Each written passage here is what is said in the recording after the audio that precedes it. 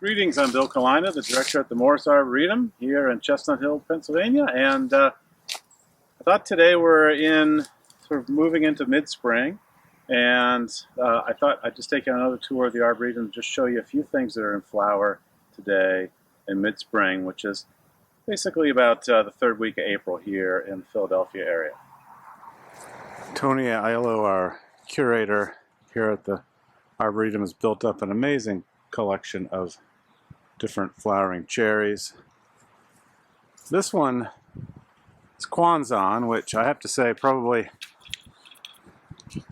I'd hazard a guess, this is probably the most popular landscape cherry, one that you're probably familiar with those large double pink flowers.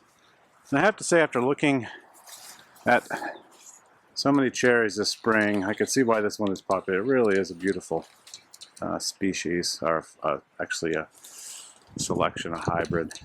And one of the later ones, the flower, interestingly, that we had a little bit of a frost the other night. It didn't seem to bother this at all, but has Quanzon, and you can see it's also attractive about it. Not only is it a fully double flower, so there are a few anthers down the middle of that flower, but it's mostly all just petals. But the foliage has a pretty burgundy sort of reddish tint to it that's coming out too. So this is an old tree. And this is kind of what happens to cherry trees after 30, 40, 50 years. They start becoming senescent, something I can relate to myself. We have some incredibly beautiful cherries in our collection, and we have some that are what you might call collector's items, just plain strange. This is one of them. This is Prunus geico, which is if I can zoom in on it, a green flowered cherry, and has a little bit of white to it, but it's basically a green variegation to it, almost like the plants. The flowers are trying to turn back into leaves, you can see. So that's geico, and I don't know whether I like it or not, but it sure is interesting. Now here's a tree that I'm sure most of you recognize easily enough. This is the Redbud tree, or Canada Redbud as it's called. It really has a terrible common name because, one, it doesn't grow in Canada, and two, it doesn't have red buds. It has sort of a pinkish purpley buds on it, as you can see there. So the reason it's called Canada Redbud, the Latin name is Cercis canadensis.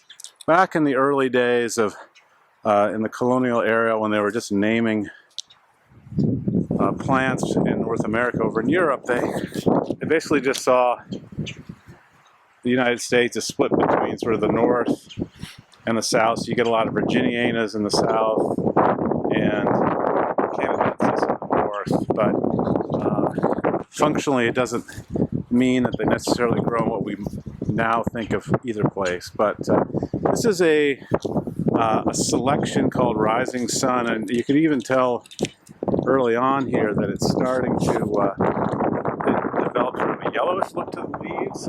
There are many redbud cultivars that have come out in the last 10 years or so. Been an explosion of selections.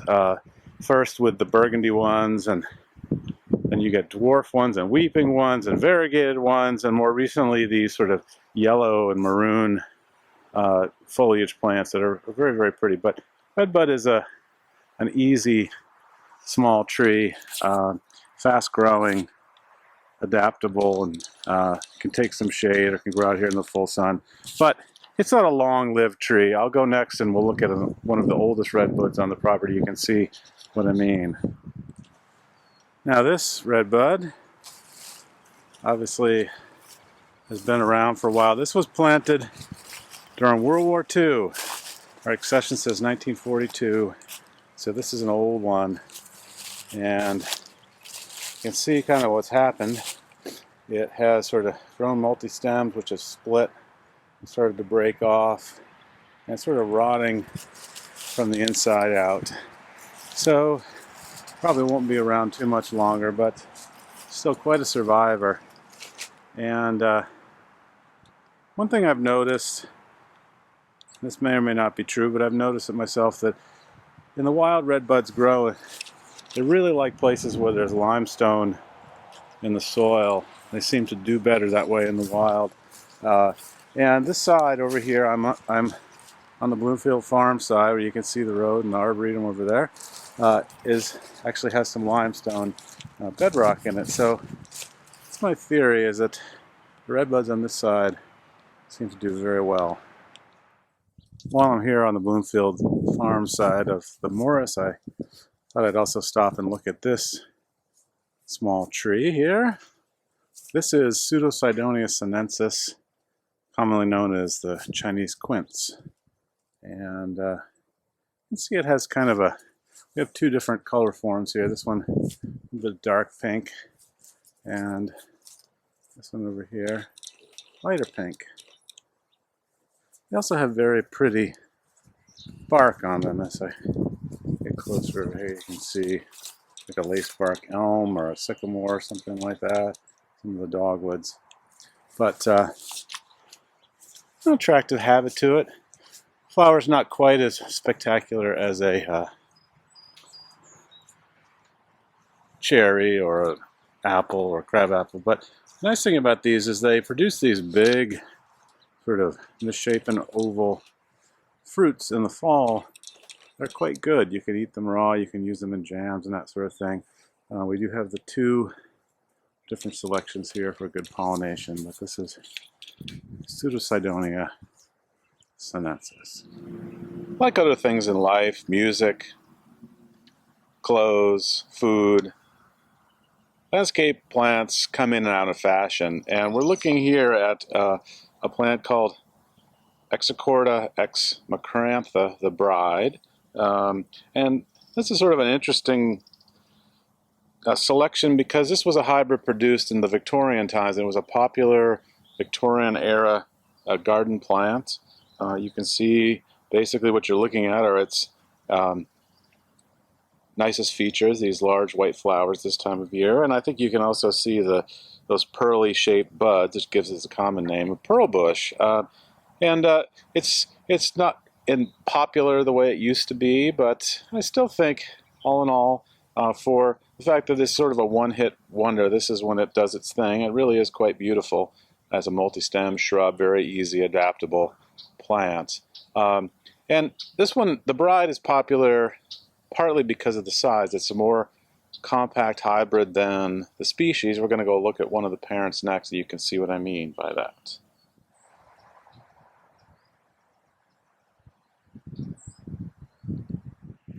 By my count, we have about 15 species and varieties of lilacs or syringas in our collection here at the Morris Arboretum. This is one of the first to flower. Bet you can't guess what the common name of this one is. This is early lilac. The wind's kind of taking it a little bit. Syringa oblata variety. Oblata from China. A soft shell pink purple. A light fragrance to it.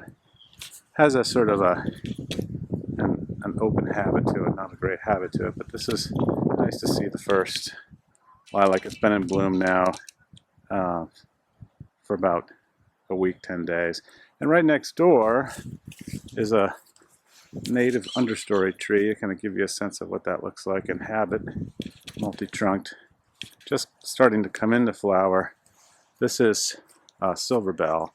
This is mountain silver bell, which is Halesia Tetraptera monticola, one of the larger species, grows in the Appalachians, and if I can get up close to it, you can kind of see the look of the flowers, but they're just starting to open up, and this will be effective really starting this week into next week. But as I said, an understory tree, this is an old one, so this is kind of give you a sense of the habit. Typically this is how they grow. You can prune these into a little more regular shape, but make a great landscape tree for this springtime bloom. I've moved over to the other end of the Arboretum, down by Germantown Avenue, just to show you another variety of the early lilac. This is the Blata variety dilatata, which is the Korean form of this species, and I have to say I like this particular one better than the first one I showed you. Partly it's that red color to the foliage that's coming out there, you can see in this plant. It's growing in a little better conditions, so it's hard to really judge on the habit, but it does seem to have a nicer habit. And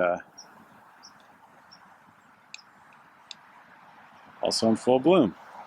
I could smell this plant before I even got close enough to see it. This is a form of Burkewood viburnum called the park hybrid, but it's typically looks a lot like what you typically think of as Burkewood viburnum. It's a semi-evergreen multi-stem viburnum with these pink changing to white flowers that have just most amazingly sweet, luscious perfume on them, and they're really all in full bloom now. So here we are with Viburnum Burkewoodii.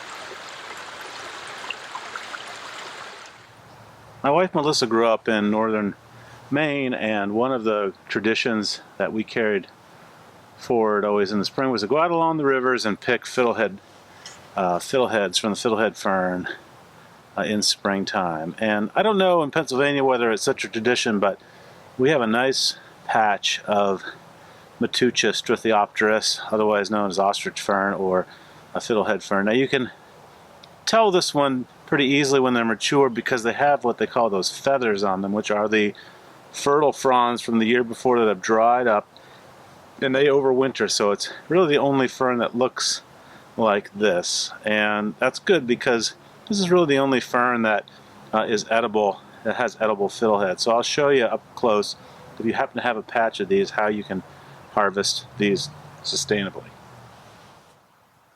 So here a close-up of one of the crowns coming up. They grow in distinct crowns, although they spread, they form offsets, and so you'll get quite a colony of fiddlehead ferns, ostrich ferns. They like to grow in these areas down along streams and rivers where it's very rich soil.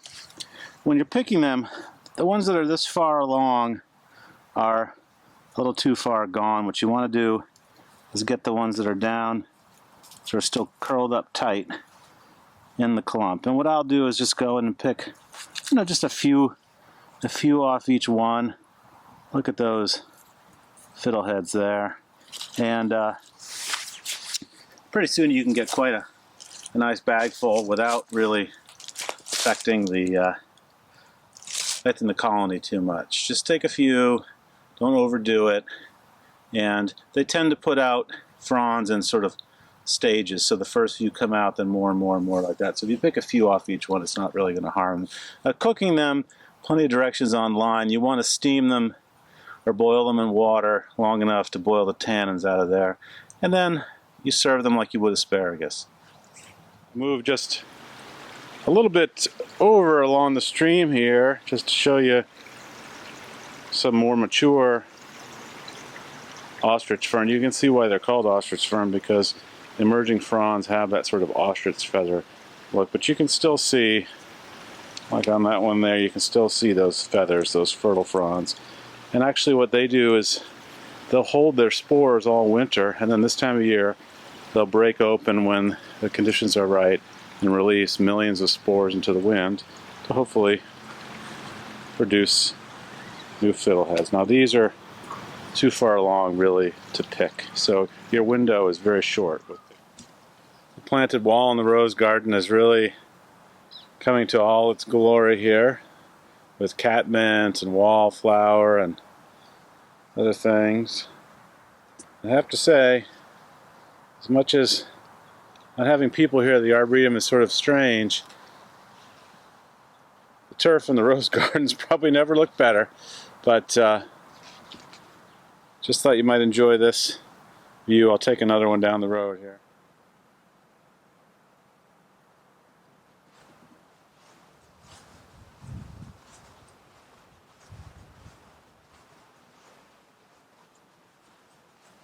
Some candy tuft and a juga there. Corydalus lutea.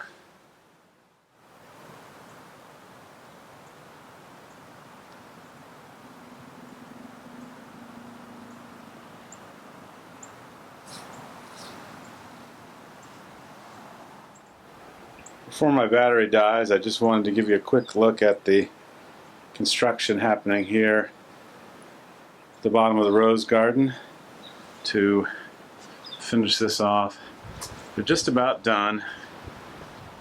The contractor obviously hit a little setback with the COVID-19 closures, but they're almost there, doing a beautiful job. And you can see we've already started planting some of the roses in there for summertime. I stopped here at the Allison Lidenpennock Flower Walk just to show you that we are, the royal we, meaning mostly Aaron, who's one of our horticulturists, is busy getting ready to start planting the Pennock garden. Even though we don't have you here with us right now, just wanted you to know that we're preparing for when we can reopen again, so that the Arboretum will be just lovely to welcome you back.